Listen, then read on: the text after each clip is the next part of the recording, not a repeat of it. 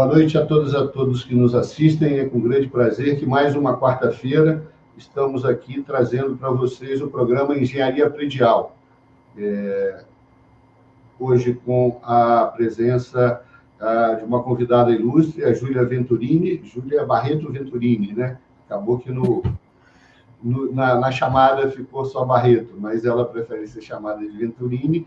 Ela é psicóloga e vai nos ajudar, né, tanto aos síndicos quanto a nós, que somos prestadores de serviço, né, que lidamos diretamente com a gestão condominial, realmente o que a gente vê pelo Brasil aí, com todos os síndicos que a gente conversa, é realmente uma situação bastante delicada, né? Então, a gente vai aprender aqui a tratar sobre isso. Júlia, por favor, se apresente, faça algumas considerações que você quiser, e aí, na sequência, a gente vai começar a tratar do tema. Muito obrigada, Maurício. Boa noite a todo mundo. Obrigada pelo convite. O último programa falou, né, sobre tudo que compõe as atribuições do síndico, e foi bem bacana, e hoje a gente vai falar do outro lado, que nem sempre é visto, que antes de gestor, o síndico ele é um ser humano como qualquer outro, os prestadores de serviço também, então é bom a gente parar um pouco para pensar que é um ser humano complexo, e como lidar, né, com essa questão da saúde mental nas atribuições tanto do síndico quanto dos prestadores de serviço. Fico muito agradecida pelo convite, vai ser um bate-papo bem bacana. Tá ótimo. Bom, então só para formalizar, o nosso tema é a saúde mental do síndico e prestadores de serviço em condomínio, né? Que incluem aí tanto os prestadores quanto os próprios colaboradores. Como de costume, eu faço um breve histórico para linkar tudo aquilo que nós já vimos tratando, né? Nós estamos no programa de número 97, né? Por muita coincidência, o programa de número 100, nós estamos casando com o CONASE Espírito Santo, então a gente vai buscar fazer um trabalho um pouco diferenciado, mas, como repito sempre, nós temos aí 96 programas já gravados, e esse também vai ficar gravado assim que a gente concluir, à disposição de todos que quiserem assistir, né? É só acessar lá, @engenhariaceoto, o programa está lá gravado e todos podem assistir, fazendo seus comentários. Aqueles que quiserem fazer perguntas de imediato, é só nos encaminhar as perguntas, a gente tenta responder aqui. Se ficar alguma situação em aberto, a gente busca responder depois. Mas, Júlia, o que eu quero esclarecer é o seguinte: a saúde mental da população de forma geral, né? Vamos primeiramente ser mais abrangente para, na sequência, a gente chegar ao assunto dos síndicos e dos gestores de condomínio. Normalmente, a grande maioria da população vive em condomínios, né? Então, a convivência em condomínios, pessoas muito próximas, ela sempre gera um estresse, sempre leva a algumas situações onde o próprio síndico acaba precisando ter uma formação aí na área de humanas, de relações, para poder tentar compor esse assunto, né? Mas tem um detalhe que a gente repete sempre aqui, que a norma brasileira, a NBR 16747, né? Porque o nosso trabalho de inspeção predial, ele é sempre focado em normas, né? Cabe a nós, engenheiros que trabalhamos com inspeção predial, buscar analisar na edificação se aquela edificação ela está atendendo a todas as normas, isto é, quando construída, se atendeu às normas, né? E a própria norma 16747, ela faz uma correlação da edificação ao ser humano, né? Prova disso é que diversas das expressões que nós temos, né? Manifestação patológica, anomalia, dezenas de expressões que a gente tem na norma são diretamente relacionadas à saúde e corpo humano, né? Mas em cima disso, a gente insiste sempre de que há necessidade de se tratar bem a edificação, né? E como se trata bem a edificação? Se procurando corrigir todas as anomalias, como a gente repete sempre, é toda aquela patologia que decorre de um erro construtivo. Se é erro construtivo, a responsabilidade da incorporadora e ela tem que corrigir, né? E falha, que também deve ser corrigida e aí manutenida pelo síndico, são todas aquelas patologias que decorrem de falta de manutenção ou manutenção executada de forma incorreta. Assim, toda vez que uma edificação é entregue, a norma determina que se faça uma inspeção predial e essa inspeção predial vai nortear todo o tratamento da edificação. Então, como nós, seres humanos, quando bem tratados, a própria edificação, por norma, tem uma vida útil, né? A única diferença é que nós não temos o útil, mas no caso da edificação, ela tem uma vida útil preconizada. Portanto, se a gente trata corretamente a edificação, nós vamos ter uma vida útil mais próxima do que a norma preconiza. Com base nisso tudo, eu queria que você explicasse para nós como é que nós, seres humanos, né, nós condôminos, nós que vivemos em comunidade, podemos identificar a necessidade de não sei se o termo correto é tratamento psicológico, terapias, como é que a gente pode identificar? Porque, veja, um detalhe importantíssimo que precisa ser considerado, a gente repete sempre. A gente, né, é normal, só busca o médico, só busca um exame quando está sentindo uma dor, quando tem um problema mais grave, né? Na maioria das vezes, a gente é muito relapso com a saúde da gente. E os síndicos, os gestores de condomínio, eu vivo isso todos os dias, eu tenho aí, na média, 800 síndicos que a gente trata diretamente, diariamente, não diariamente, mas periodicamente, e a gente vê que a grande maioria também só faz as correções de anomalia ou falhas quando o problema já está grave e já não tem solução, né? Mas a gente consegue identificar claramente, né, tanto numa condição quanto noutra, um momento que é inevitável, que é urgente de se buscar solução. Na questão da psicologia, né, do trato das pessoas, como é que a gente pode identificar a hora certa, ou não existe uma identificação de hora, é um trabalho que precisa ser feito de forma rotineira?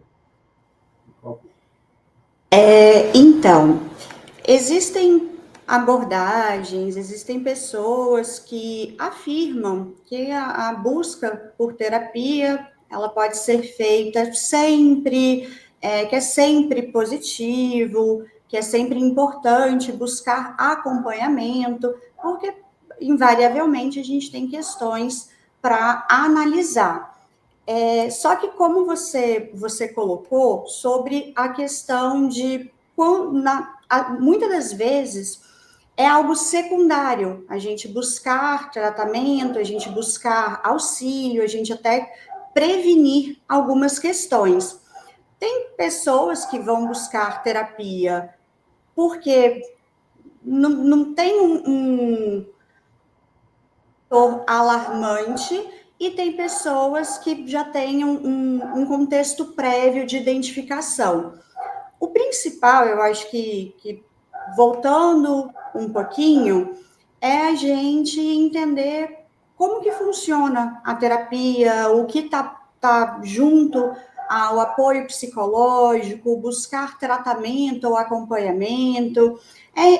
Não necessariamente você precisa se perceber enquanto adoecido.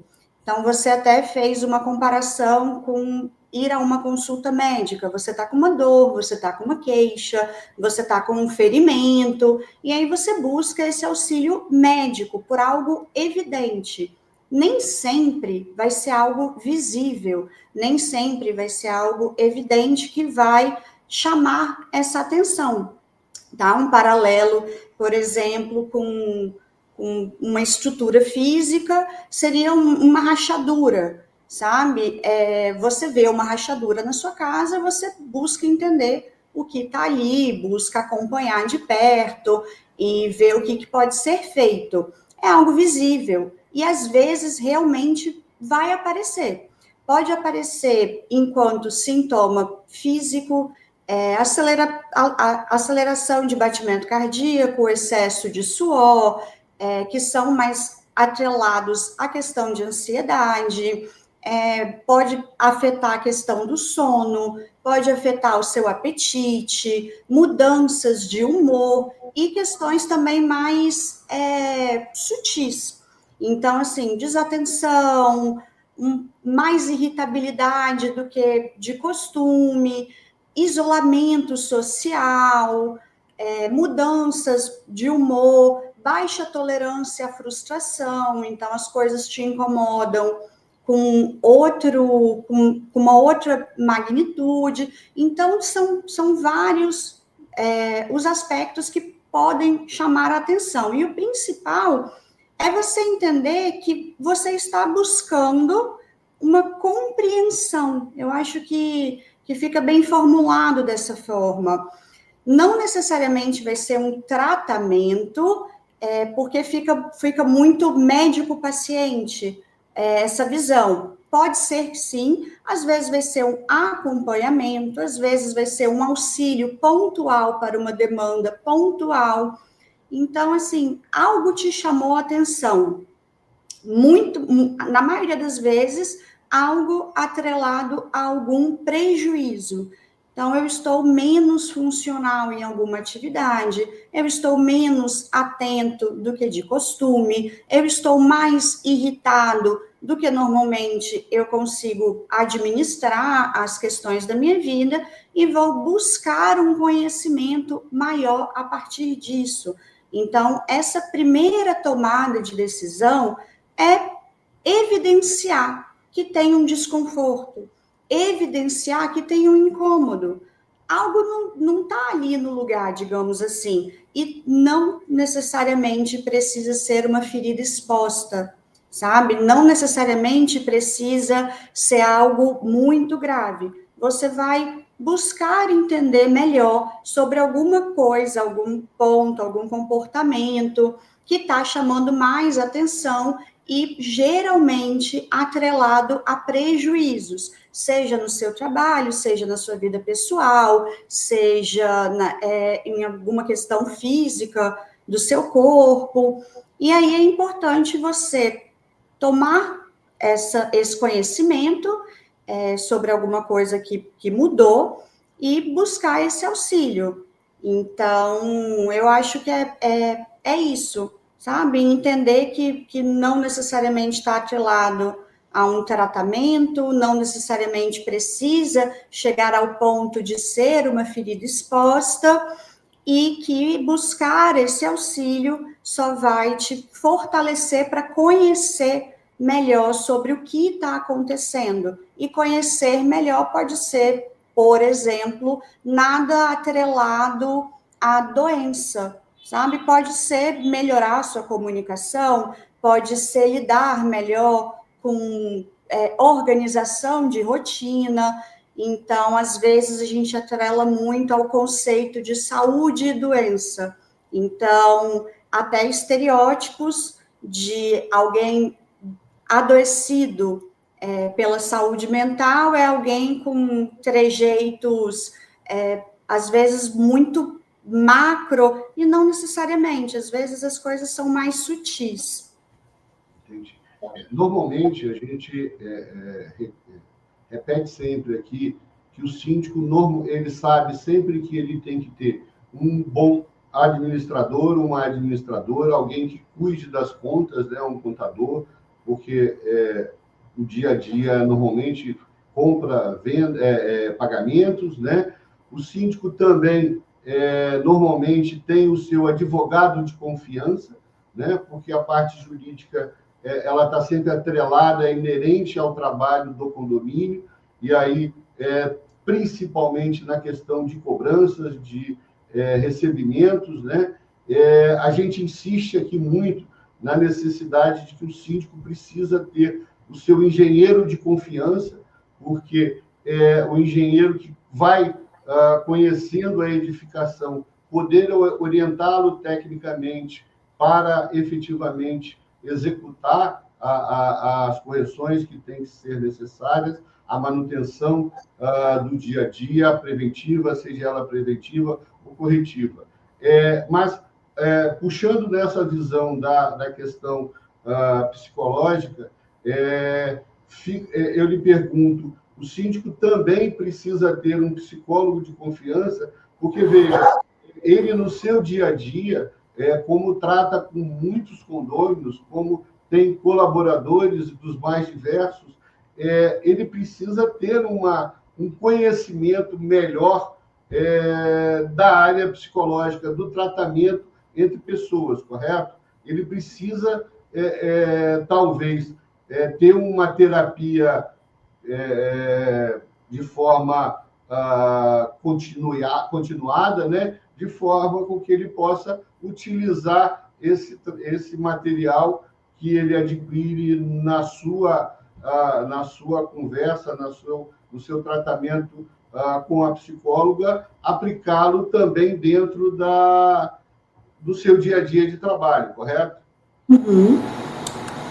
Sim, eu acho importante, primeiro, a gente entender tanta coisa que compõe o papel do síndico.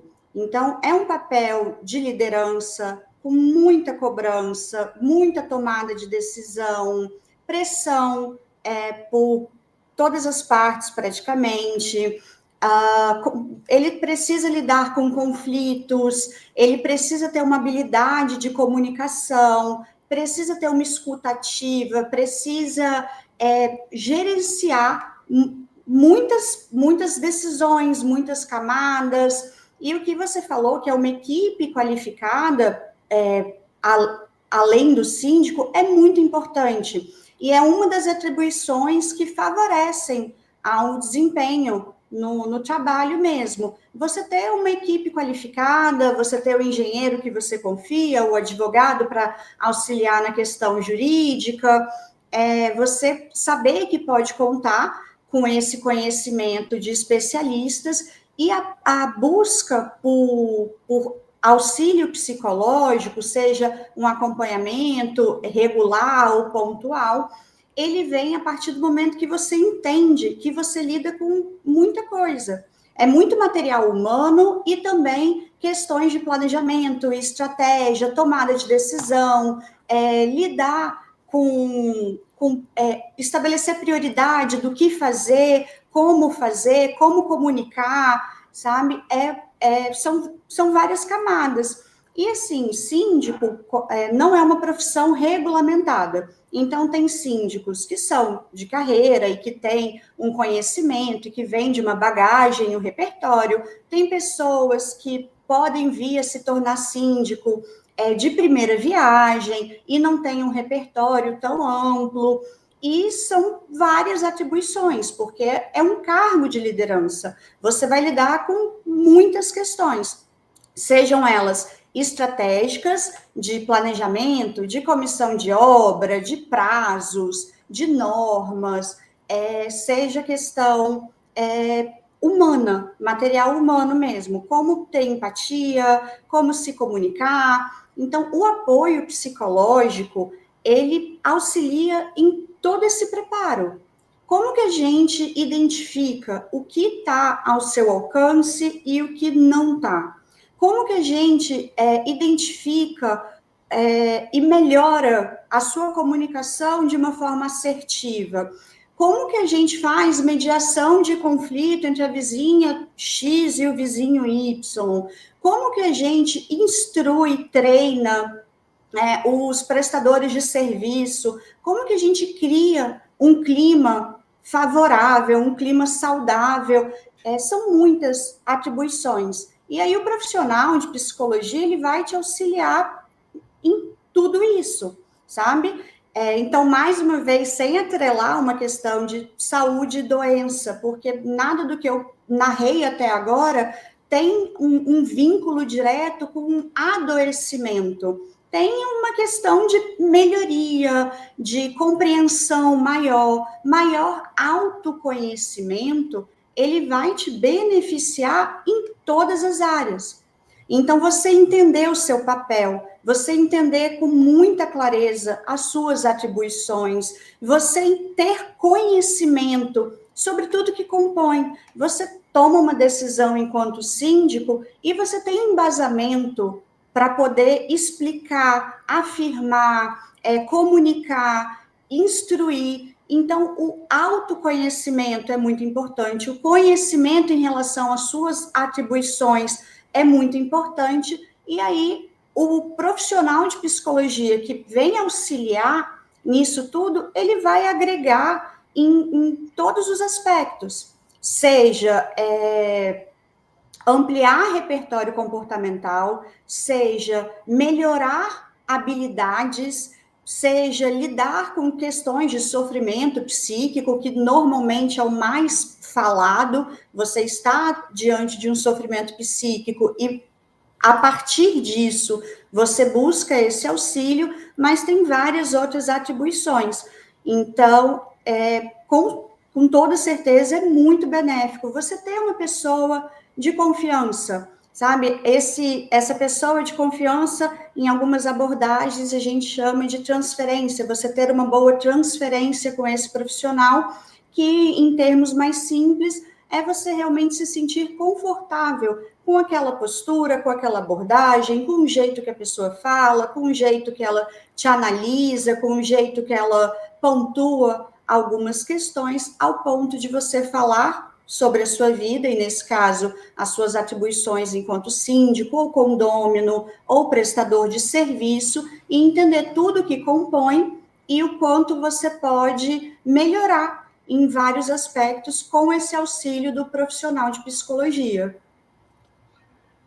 Vamos lá. Eu ia fazer uma outra pergunta, mas surgiu uma situação nova. Como o síndico ele pode identificar um profissional que possa lhe dar suporte? Porque, sei lá, eu acho que ficou um tanto, no meu entender, né? Eu já fiz em alguns momentos da vida, não muita coisa, mas já fiz algumas terapias na área psicológica, e observei sempre com pessoas diversas, né?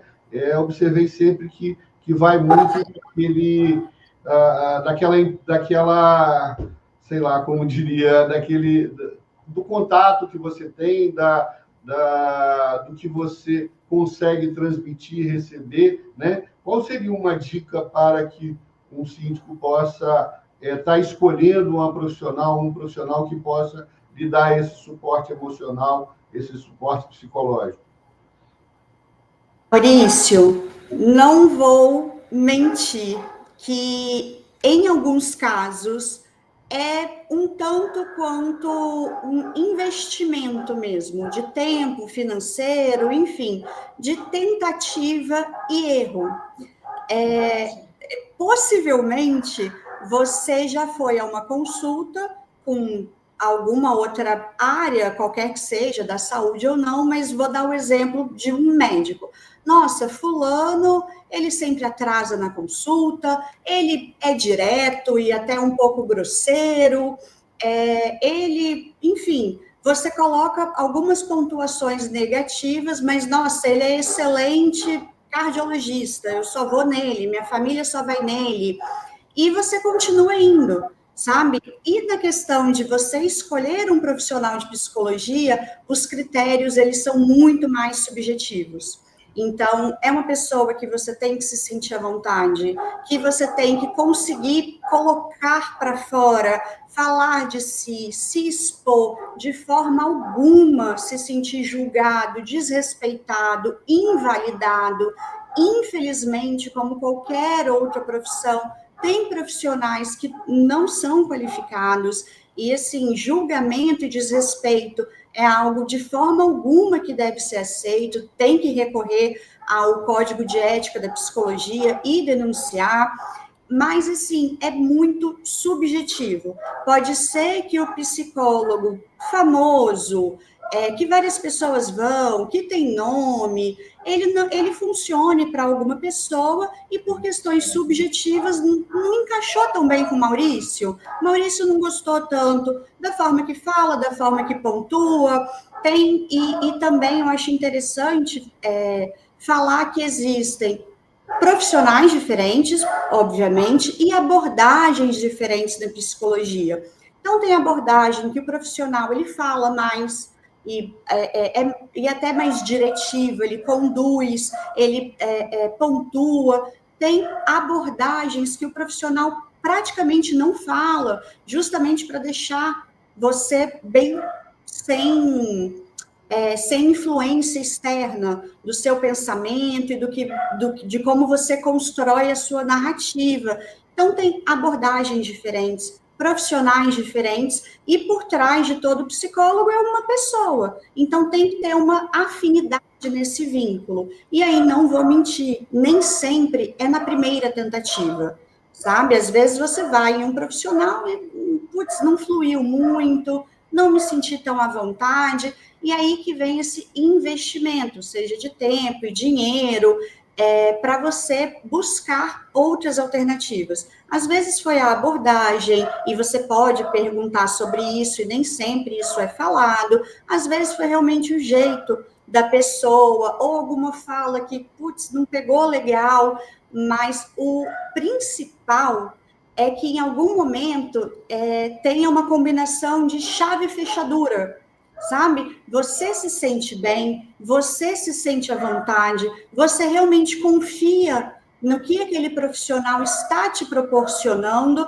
e esse profissional realmente está conseguindo auxiliar. E aí, quando a gente encontra esse equilíbrio de chave e fechadura, aí realmente flui. E, infelizmente, pode não ser na primeira tentativa, pode não ser no psicólogo mais famoso e que deu certo com fulano e ciclano, mas com você acabou não fluindo tão bem.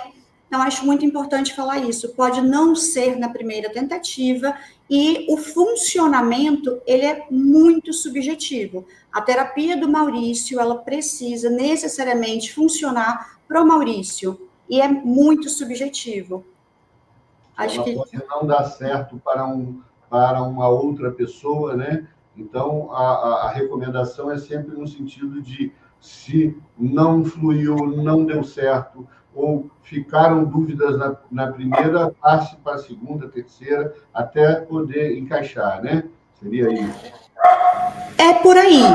Assim, é claro que caso você se sinta confortável, fui na primeira, não gostei, mas quero tentar de novo, quero pontuar o que eu não gostei, quero justamente analisar o que eu não gostei, vai muito do seu critério, assim, mas é uma verdade mesmo, é uma realidade. Muitas pessoas têm um primeiro contato com a terapia, com a psicologia, por algum motivo não fluiu, não foi o que você esperava e abandona. Ao contrário do cardiologista X, ou do engenheiro Y, ou de outras profissões que, assim, aquilo ali me incomoda, mas eu não abro mão, porque são questões mais subjetivas. Você vai abrir sua vida inteira para essa pessoa, então tem que ter uma combinação ali muito bacana, mesmo da chave fechadura, que foi o meu exemplo.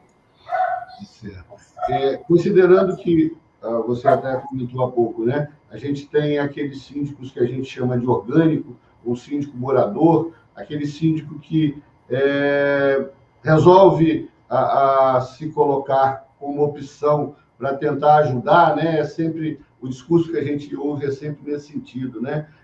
Eu vou entrar para ser síndico porque ninguém quer ser e eu quero ajudar o meu condomínio, né? Existem hoje e cada dia mais os síndicos Eu até, no primeiro momento, pensei em trazer para essa conversa esse ou aquele, mas eu achei que ia ficar muito condicionado à situação, né? Por exemplo, nós temos síndicos que têm 1, 2 condomínios no máximo, e tem outros síndicos que, por exemplo, nos eventos que a gente faz, a palestra que é no CONAS, que tem 200, 300 condomínios, né, que é síndico de 200, 300 condomínios, quer dizer, onde se avolumam muito todos esses problemas. Mas, basicamente, pelo que eu percebo, no dia a dia, seja ele orgânico ou seja ele um síndico profissional, ele tem que, pelo menos, ter alguma qualidade, alguma experiência nessas áreas todas que eu citei, né? Na contabilidade, na questão de compra, na questão do dia a dia de manutenção, de engenharia, de jurídico na parte de cobrança e tudo mais. E também, no meu entender, agora mais claro, uma conversa com você, ele também precisa ser um pouco de psicólogo, né? Porque, literalmente, ele tem lá que mediar conflitos, não tem muito. É o dia a dia que acontece, né? Exceto quando eu acho que não existe nenhum condomínio que não tenha um conflito. Mas como é que o síndico ele pode se colocar fora, né? Porque quando você começa a uma mediação, você inevitavelmente você tende a ir para um lado ou ir para o outro, né? E o correto, no meu entender, seria ele ser uma pessoa neutra, né? Ser um juiz, ser uma pessoa que vai efetivamente poder ajudar no sentido de viabilizar aquela conversa, aquele conflito, para que esse assunto não tome proporções maiores, que muitas das vezes a gente tem visto aí, assembleias que dá tiro, assembleias que sai nos tapas e tudo mais, né? Mas qual seria uma postura mais centrada que você recomenda para um síndico? Então, mais uma vez, a sua fala evidencia a quantidade de questões e camadas e atribuições que o síndico precisa ter, seja um pouco de advogado, seja um pouco da área da contabilidade, saber de normas, saber de inadimplência, saber de finanças, leis, regimento interno, é muito conhecimento, e esse conhecimento é muito importante, mas a gente trazer aqui também esse conhecimento de como lidar com o capital humano mesmo, ele também tem muito valor. E, geralmente, você não necessariamente você tem uma formação mesmo, seja na área de gestão de pessoas, na área de psicologia ou pedagogia ou algo similar. Mas é muito importante que você busque o que você falou mesmo, que é fundamental, uma neutralidade. Acho que você tendo a seu favor, primeiro, o exercício da empatia. E como que é essa empatia? É realmente se colocar no lugar do outro e entender aquela demanda, entender aquele conflito, entender aquela fala, entender aquela colocação. E você realmente tentar fazer o exercício de, pera lá, deixa eu entender isso aqui por um outro olhar para além do meu. Além disso, é muito importante, é fundamental o exercício do respeito. Posso não concordar, pode não ser aquilo que eu realmente aplicaria, mas deixa eu respeitar, deixa eu respirar, deixa eu entender que eu assumo um papel de autoridade, um papel de liderança. Você é visto como um exemplo, inclusive, de comunicação assertiva. Então, é fundamental você ter o exercício do respeito, da empatia, e o treino disso é realmente colocando em prática nas suas relações de modo geral, e não só quando você está atuando como síndico. Além disso, comunicação, é muito importante você saber se comunicar. Júlia, não sei me comunicar direito, sou introvertido, não tenho tanto repertório nesse sentido, não posso ter um cargo de liderança? Claro que pode, mas vamos nos debruçar em ter mais atenção para isso e estimular mais esse lado. A comunicação ela é muito importante.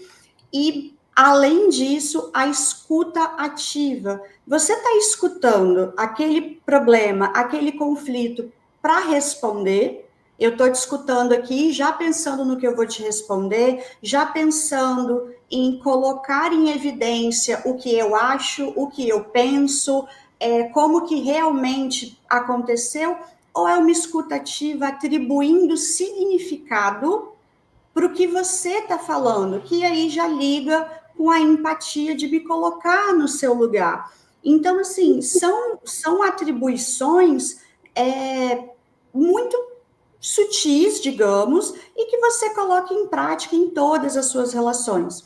E você ter isso a seu favor vai melhorar a sua gestão como síndico, como pessoa de liderança ou qualquer outra área da sua vida. Então, assim, uma escuta ativa, conseguir prestar atenção no que está sendo dito e, mais do que querer responder, é querer resolver, realmente entender. Se colocar no lugar do outro, ter esse respeito em relação ao que é do outro, o que é seu, e aí com todos esses componentes, a gente se aproxima da tal neutralidade, imparcialidade, que é fundamental. Você é uma figura de liderança, então não é o melhor, o mais adequado você tomar um partido. Você está ali para resolver a demanda, o conflito, a questão em si, e de uma forma imparcial. E aí o que contribui para essa imparcialidade são esses componentes que eu falei: a empatia, a escuta ativa, o respeito, e realmente não tem como você ter essas atribuições só em um aspecto da sua vida. Eu coloco tudo isso em funcionamento apenas quando eu, enfim, coloco o meu crachá e bato meu ponto de uma forma... Não, são atribuições que você exercita em todas as áreas, com todas as relações, e vai colocando em prática. Entendi.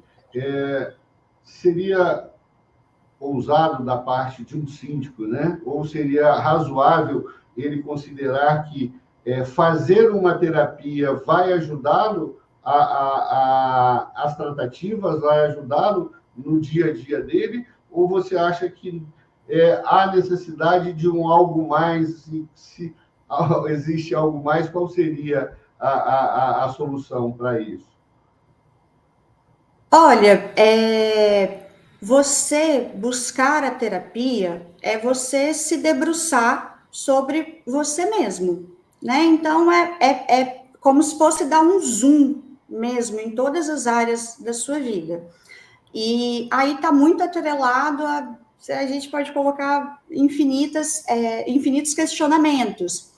Por que eu estou sendo síndico? Qual o significado eu estou atribuindo a isso? O que o meu papel está causando na convivência do condomínio? Entender que a convivência do condomínio, que depende de você e depende dos condôminos e depende dos prestadores de serviço, se ela é saudável emocionalmente, é benéfico para todo mundo, sabe? Então, você dar um zoom nisso e ter como aliado o profissional de psicologia, a terapia em dia, é muito benéfico. É você dar um zoom de uma forma um pouco simples. Eu estou tendo dificuldade no manejo de conflitos? Vamos dar um zoom, vamos investigar, vamos verificar como que a gente amplia, promove melhorias, como que a gente agrega bagagem comportamental sobre isso. Então, é você se debruçar sobre você mesmo. Olha, eu estou tendo mais irritabilidade, eu estou mais cansado, eu não estou com tanta tolerância a algumas situações, eu não estou tendo tanto manejo. Então, sim, ver que vai ser benéfico desenvolver todas essas áreas.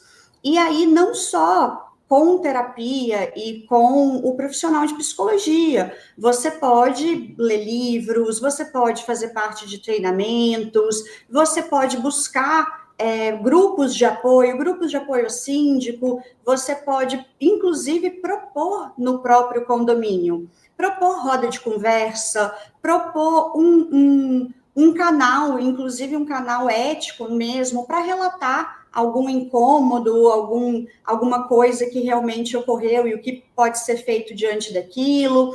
Então, assim, buscar esse conhecimento. Eu acho que é por esse caminho. Entender tudo que compõe, e é bastante coisa, entender como que você está nesse caminho, está faltando aqui, está faltando ali, e investigar isso, e buscar conhecimento. Você vai buscar conhecimento, uma das possibilidades é na terapia, é investigando, questionando, analisando,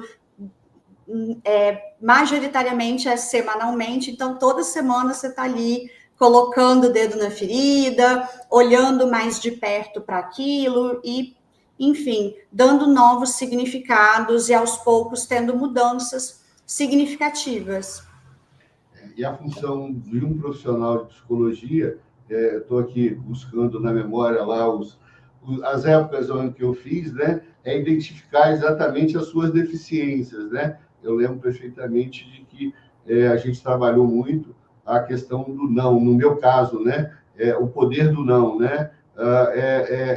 A gente aprender a dizer não quando precisa ser dito, né? Quer dizer, tem pessoas que espero que ela não esteja me ouvindo, que ela tá gravando.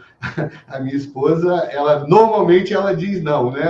O sim vem depois de um convencimento, né? E, na verdade, eu sou exatamente o contrário, né? Eu tenho muita dificuldade, sempre tive muita dificuldade de dizer o não. Então, vai caber ao profissional da psicologia exatamente buscar essas deficiências de cada um dos síndicos, de cada um dos profissionais, das pessoas, né? Que aí não dá realmente para dissociar, né? Se ele é síndico ou se ele tá tendo as dificuldades do seu dia a dia, na sua relação pessoal, na sua relação familiar, acaba que mistura tudo, não é isso? Exatamente isso. Não tem É claro que o que é pregado é essa separação muito clara de profissional e pessoal, mas invariavelmente como você é como pessoa, como você lida com as questões pessoais, você acaba também refletindo em como você lida profissionalmente. Então, algumas questões sempre esbarram aqui ou ali. Então, se você tem dificuldade, por exemplo, e com todo respeito, de impor limite, de falar não, e a consequência aversiva de impor limite, de falar não, de gerar frustração em outra pessoa, se o Maurício tem esse desajuste na vida pessoal, é pouco provável que em nenhum nível isso vai impactar outras áreas da vida. Então, esse desenvolvimento pessoal, ele acaba contribuindo para todas as áreas. Então, essa investigação, essa análise, ela é muito bacana. E eu acho interessante reforçar que, por exemplo, buscar terapia porque eu quero aprender a falar não, eu quero aprender a impor limites, eu quero melhorar esse aspecto da minha vida, em nada tem a ver com adoecimento, por exemplo. Em nada tem a ver com aquela imagem mental de estereótipo de uma pessoa que vai a uma consulta com um psicólogo, sabe? Você está indo ampliar o seu repertório comportamental e está indo... Desculpa, meu gato participando aqui. É muito, muito benéfico você identificar, reconhecer e buscar lidar com isso com mais profundidade. Ok. A gente já está com... Na verdade, hoje eu ainda tenho uma GE, como eu pouco falei com você, ainda vou dar suporte a um síndico no meio de uma guerra, né? Normalmente eu não faço isso, eu deixo a quarta-feira para isso, mas é um ponto importante que eu acho que a gente não pode deixar de tratar aqui, o que você poderia sugerir a um síndico, né? A um gestor de condomínio, que precauções poderia ter no sentido de saber o momento certo de que o trabalho dele naquela tentativa de mediação, naquela situação, começa a ficar crítica e que ele precisa necessariamente dar um basta, sei lá, tomar alguma providência. Existe algum momento dessa relação aí que ele possa estar atento para que ele possa evitar um problema mais sério? Então, eu acho que dá para dar uma recapitulada, assim, interessante, e abordar, isso ficou implícito nas nossas falas, mas como que o condomínio é uma representação da realidade mesmo, sabe? Da sociedade como um todo. Então, ali você tem relações, você tem conflitos, você tem pressão, você tem altos e baixos, e assim, você cuidar atentamente disso, da boa convivência, acaba sendo positivamente para todos os envolvidos, seja condôminos, prestadores de serviço e o síndico também.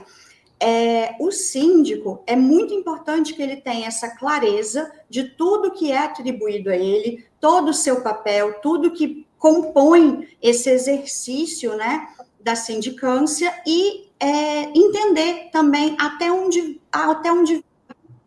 eu tenho ação e até onde não depende de mim. E isso eu acho que cabe para todos os envolvidos. Então, assim, o prestador de serviço, é importante que ele seja valorizado, que ele tenha funções claras, é importante que ele se sinta respeitado, é importante que ele também entenda que ele é parte ativa de tudo que compõe a convivência no condomínio. Os condôminos, é muito importante que eles também compreendam que eles fazem parte dessa boa convivência e que essa boa convivência, de uma forma harmônica, saudável, ajustada, ela é benéfica para todo mundo, seja respeitando regra, seja evitando fofoca, julgamento precipitado, seja participando ativamente de assembleias, e o síndico também. Então, na tomada de decisão, evitar essa tomada de decisão impulsiva, e entender tudo que falou até aqui. Quando que você pode começar a perceber que está perdendo a linha? Algumas questões são mais urgentes, como realmente uma crise de ansiedade, uma crise de choro, uma crise de agressividade, o jeito que você expôs, o seu tom de voz, você é mais visível, assim, é realmente um estrondo maior, e coisas mais sutis. Nossa, não quero ir, tô cansado, gostaria de sumir, ninguém vai dar falta se eu não for, não sei nem para que eu estou fazendo isso, não atribui mais significado e não tem a motivação como tinha antes. Então, são pontos de atenção.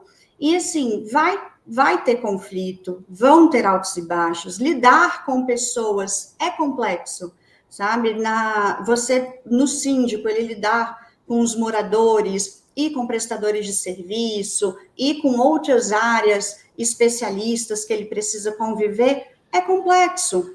Vai envolver altos e baixos necessariamente. E, assim, é muito importante você saber até onde ir, até onde se envolver, até onde conduzir, lembrar da questão da imparcialidade, da escutativa, da empatia, para fazer essa gestão de conflito e ficar atento. Começou a dar prejuízo, o que causa prejuízo. Começou a ter mais desorganização, menos atenção, mais sono, mais cansaço, mudanças de hábito, menos motivação. Questiona, evita normalizar, evita essa normalização mesmo do sofrimento e do adoecimento, até não, coloca uma pulga atrás da orelha, questiona, busca ajuda e propõe mesmo, propõe roda de conversa, propõe treinamento, propõe palestra, deixa a comunicação como sua aliada, ela é muito importante, é muito diferente um síndico que toma uma decisão e sabe falar por que essa decisão foi tomada com embasamento. Olha, a gente optou por isso, vai afetar financeiramente X no valor do condomínio, mas tem base em X e Y critério, e você ter esse conhecimento.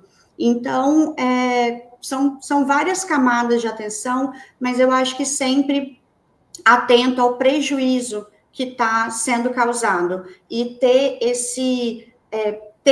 saber que tem, e se não tiver, buscar ter esse freio. Até onde ir? Até onde eu preciso dar uma segurada e recorrer a auxílio, recorrer a um acompanhamento, a uma ajuda profissional, ou, enfim, rede de apoio. Tá ótimo. Eu agradeço imensamente, queria disponibilizar o tempo que você precisar para fazer seus agradecimentos, suas considerações finais. Lembrando que, a Júlia, ela não gosta de rede social, por isso a gente não está apresentando aqui o Instagram dela, mas qualquer contato que queiram com ela, é só passar o pedido para a gente, da Ceuto Engenharia, está aí, @engenharia Ceuto, que a gente vai fazer esse link com você, né? Eu acho que foi extremamente proveitoso, os síndicos que estão nos ouvindo, acho que começam a repensar o seu dia a dia, né? Pode, sem dúvida, mudar a vida de muita gente se começar a pensar e entender tudo isso que nós conversamos aqui agora. É óbvio que tem muita coisa ainda a ser explorada, mas, infelizmente, hoje nosso tempo já está no limite. Então, Júlia, por favor, faça os seus agradecimentos e considerações para a gente poder estar encerrando. Maurício, te agradeço imensamente pelo convite, sucesso no canal, daqui a pouco chega a 100 programas e que seja muito simbólico.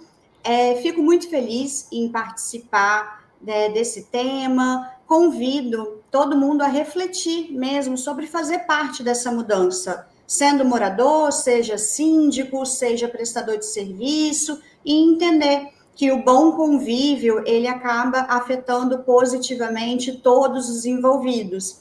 E assim, se a saúde mental ela fosse visível, seja como uma rachadura em casa, seja como um machucado externo, talvez a gente daria outro tipo de atenção. Então, trazer essa importância para a saúde mental, porque ela sustenta muitas coisas, ela faz parte da vida e da melhoria como um todo. Gostei muito desse bate-papo, acho super bacana abordar sobre isso e, como você bem colocou, a maioria das pessoas hoje vive em condomínio, vive em prédios, enfim, e acaba tendo, em algum momento, alguma questão, seja de convivência, seja de não lidar bem com alguma decisão tomada, e é importante saber o quanto isso te afeta e se está causando prejuízo e o que fazer, né, diante disso para buscar melhorias. Sobre a rede social, eu realmente não uso, não sou das redes sociais, mas qualquer coisa também estou no Google, pode pesquisar por Júlia Barreto Venturini, meu contato está lá, me coloco à disposição para dúvida, para falar sobre qualquer coisa que precisar. Gostei muito da sua iniciativa e, mais uma vez, te parabenizo e agradeço muito pelo convite. Eu é que agradeço, foi, sem dúvida, um excelente bate-papo e orientação para os síndicos, né? Eu queria só um minutinho da sua atenção para poder lembrar que no próximo dia 14, sábado, vai estar acontecendo o CONASE Vale do Paraíba, o CONASE Petrolina. Petrolina, infelizmente, em função de compromisso com a minha esposa, eu não vou estar presente, é o único do ano que eu não vou estar presente, mas no dia 14 de junho eu estarei em São José dos Campos, fazendo palestras sobre inspeção predial no CONASE Vale do Paraíba. No dia 28 de junho, nós estaremos em Porto Alegre, também fazendo palestra no CONASE sobre inspeção predial. A gente, dentro da inspeção, a gente fala um pouco também sobre carregadores de veículos elétricos, matéria que eu vou pedir um pouquinho de paciência à Júlia, só para me divulgar, a pedido do Major Ronaldo, do Corpo de Bombeiros de São Paulo, que está fazendo um trabalho excelente em tentar buscar a metodologia e a forma de se apagar incêndio, né? Se tratar dos incêndios em baterias de lítio, e ele está sendo promovido um workshop na próxima sexta-feira também, que infelizmente eu estaria lá dia 6, mas também por compromissos aqui acabei não podendo. Mas a pedido dele, vou divulgar um videozinho aqui rápido. Calma, Novas por favor. tecnologias, novos riscos e novos desafios requerem novos conhecimentos. Eu sou a Capitão Caroline do Corpo de Bombeiros de São Paulo e eu venho te convidar para o primeiro workshop de eletromobilidade e segurança contra incêndio. Com mais de 400 mil veículos rodando pelo Brasil, é hora de discutir segurança com quem entende do assunto. Vamos ter especialistas de todo mundo, representantes da China, especialistas da Alemanha e dos Estados Unidos. Mas o convite especial é para você, bombeiros, brigadistas, técnicos de segurança contra incêndio, síndicos e proprietários de veículos elétricos. Participe! O evento é gratuito e vai acontecer no dia 6 de junho, das 8 às 18 horas, no distrito Anhembi, em São Paulo. Esperamos você lá! Bom, agradecer e mandar um grande abraço para o Major Ronaldo. A atenção dele e o conhecimento dele é fenomenal.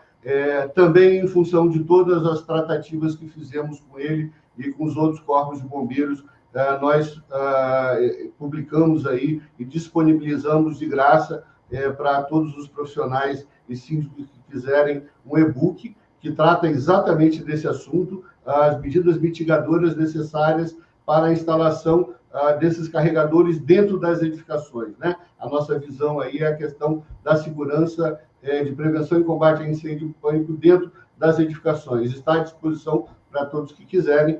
São 60 e poucas páginas, onde todo o material necessário está aí também à disposição. Bom, com isso, lembrar que no dia 5 de julho, nós vamos estar aqui com o primeiro CONASE Espírito Santo, né? Já de antemão convidando a todos os síndicos, é só acessar aí TV Síndico Online, o CONASE, fazer a sua inscrição, é de graça. Nós vamos ter um dia inteiro com 12 palestras, diversos fornecedores e prestadores de serviço lá apresentando as suas empresas. Então, é um dia de intenso trabalho e a gente convida, mais uma vez, a todos para que possam estar presentes. Agradecer, por fim, ao Sérgio Craveiro, que é o CEO do TV Síndico Online, que nos dá essa possibilidade de estar trazendo para todos esse material. Lembrando, mais uma vez, que está gravado no @Engenharia Ceoto e fica à disposição de todos.